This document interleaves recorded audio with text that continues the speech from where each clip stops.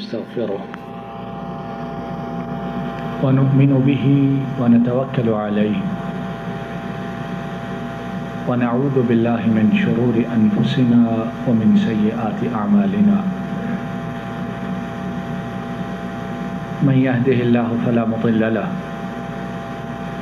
ومن يضلل فلا هادي له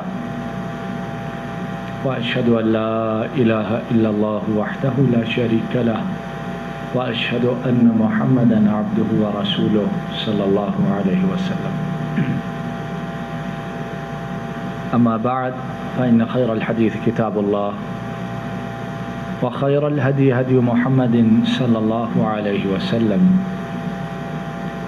وشر الأمور محدثاتها وكل محدثة بدعة وكل بدعة ضلالة وكل ضلالة في النار. اللهم صل على محمد وعلى آل محمد كما صليت على إبراهيم وعلى آل إبراهيم إنك حميد مجيد. اللهم بارك على محمد وعلى آل محمد كما باركت على إبراهيم وعلى آل إبراهيم إنك حميد مجيد. أعوذ بالله من الشيطان الرجيم. يا أيها الناس قد جاءتكم موعظة من ربكم وشفاء لما في الصدور وهدى ورحمة للمؤمنين. قل بفضل الله وبرحمته فبذلك فليفرحوا هو خير مما يجمعون.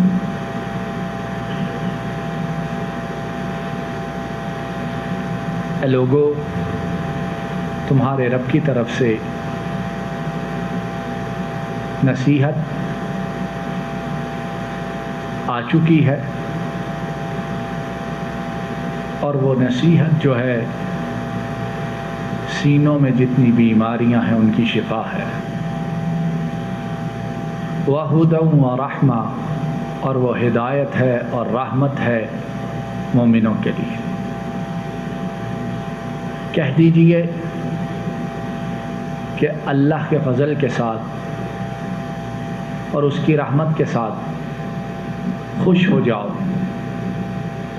ہوا خیر مما یجمعون، وہ اس سے بہتر ہے جسے تم لوگ جمع کرتے ہو.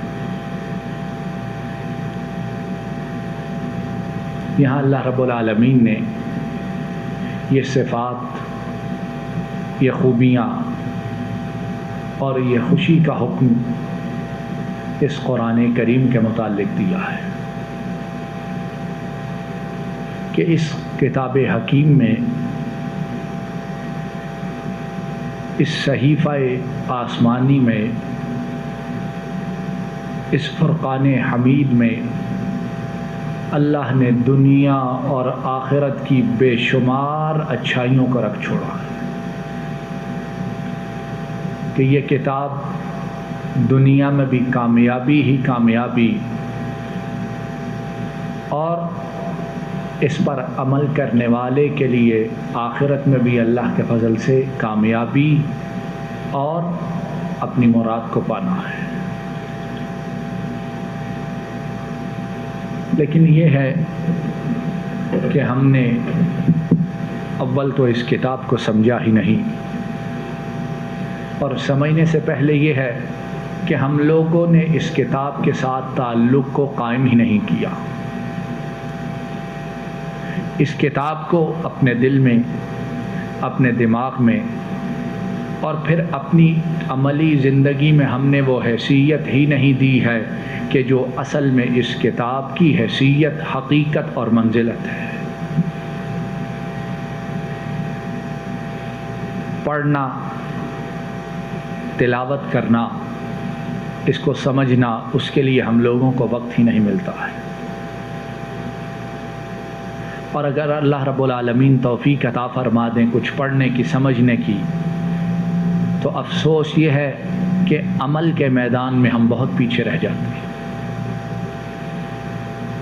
پڑھ لیا، سمجھ لیا، اللہ اکبر سبحان اللہ کہہ لیا، لیکن جب عمل کی باری آتی ہے تو اس وقت ہزار بہانے تراش کر کوئی نہ کوئی اپنے لیے راہ نکال لیتے ہیں۔ اور نتیجہ کیا ہے؟ نتیجہ یہ ہے کہ اس دنیا میں بھی ہم ذلیل و رسوا ہیں، اور آخرت اس کے متعلق ہم اپنے اعمال کو دیکھتے ہوئے اپنے انجام سے سب اچھی طرح باخبر ہیں۔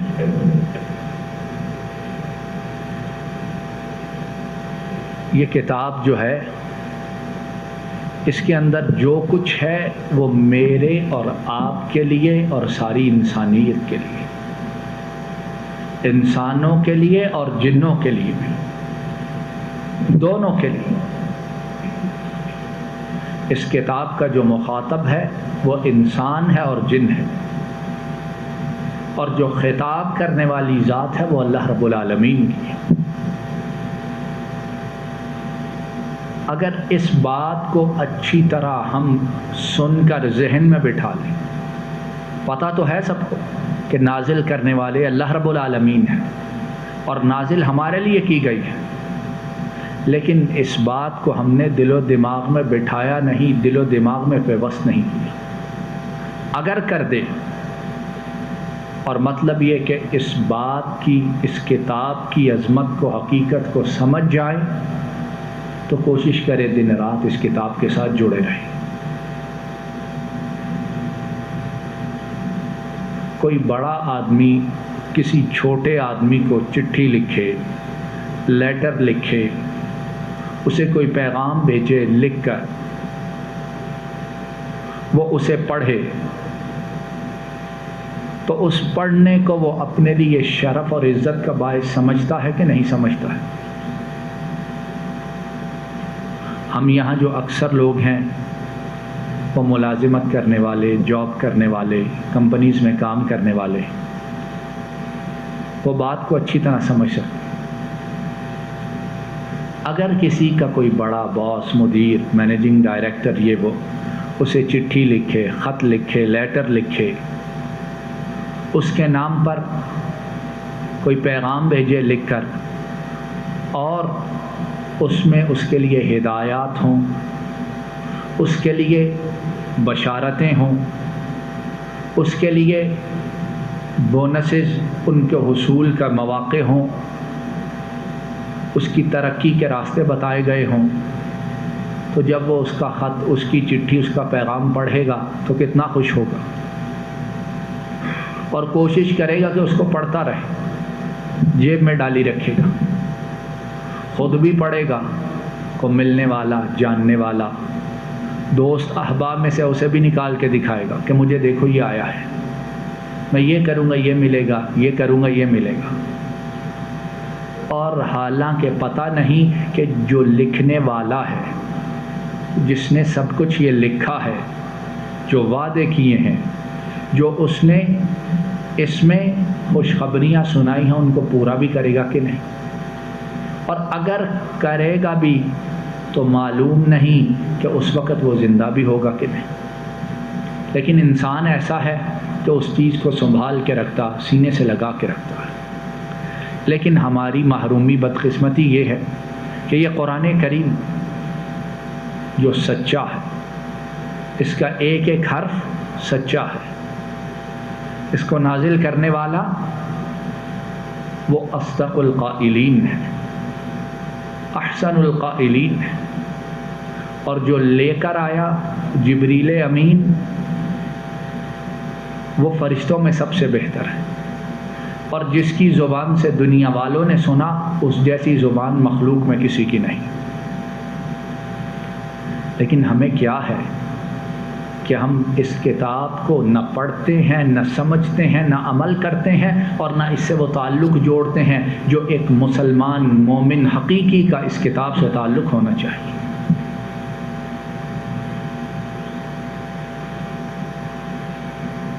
اللہ نے اس کتاب میں یقین رکھو دنیا کی ہر بیماری، پریشانی، تکلیف، مصیبت کا علاج رکھ چھوڑا ہے۔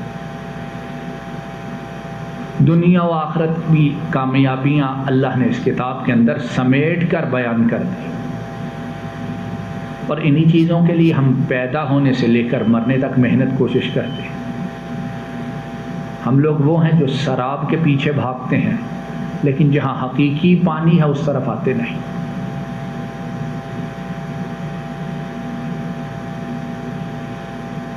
اس کتاب حکیم کو آؤ کوشش کریں، پڑھیں، سمجھیں، اس سے تعلق قائم کریں، اور عملی میدان میں اس کتاب کو اپنا رہنما، اپنا راہبر اور اپنا مقتدا بنائیں۔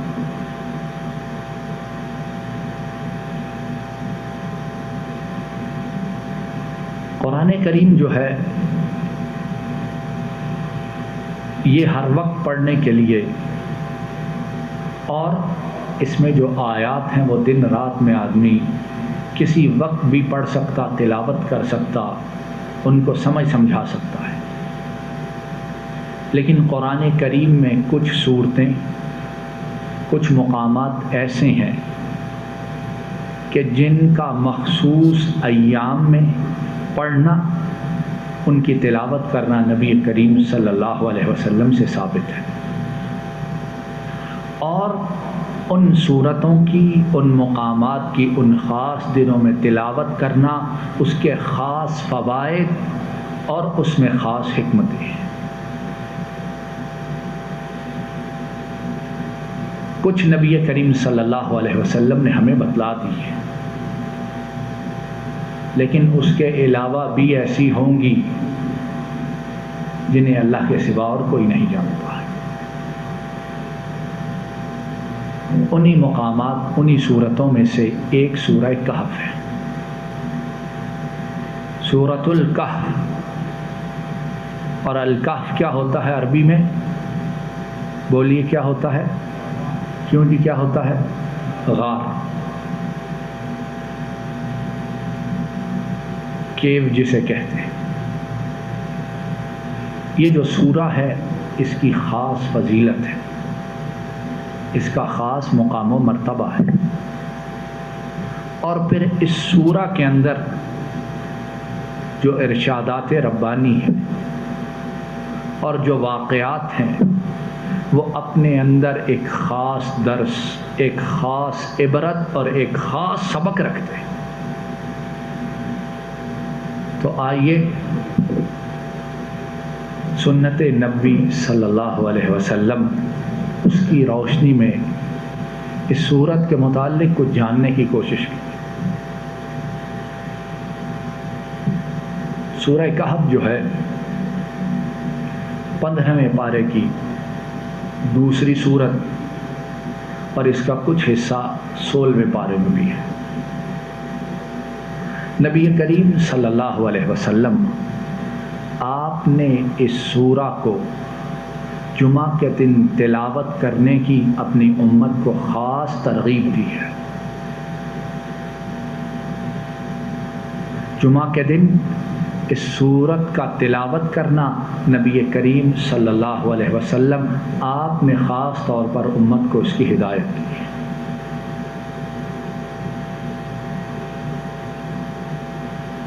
اب ہم میں سے کتنے ہیں جو جمعہ کے دن اہتمام کے ساتھ اس کی تلاوت کرتے ہیں؟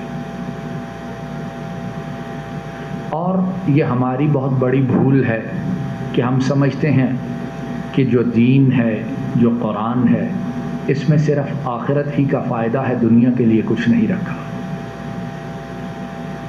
یہ دین جو قرآن ہے اس میں دنیا کے لیے بہت کچھ ہے، لیکن بات یہ ہے سمجھنے والے دل، سوچنے والے دماغ اور پرکھنے والی آنکھوں کی ضرورت ہے۔ امام حاکم اپنی کتاب المستدرک میں بیان کرتے ہیں، ابو سعید الخدری رضی اللہ تعالی عنہ وہ نبی کریم صلی اللہ علیہ وسلم سے روایت کرتے ہیں، من قرأ سورة الكهف في يوم الجمعة أضاء له من النور ما بينه وبين الجمعتين أو كما قال صلی اللہ علیہ وسلم۔ نبی کریم صلی اللہ علیہ وسلم نے فرمایا کہ جو جمعہ کے دن سورہ کہف تلاوت کرتا ہے، یہ سورہ، اس کا تلاوت کرنا انسان کے لیے دونوں جمعوں کے درمیان نور کا سبب بن جاتی ہے۔ جس جمعے تلاوت کی، اس جمعے سے لے کر آئندہ آنے والے جمعے تک یہ سورت اس کے لیے نور کا سبب بن جاتی ہے۔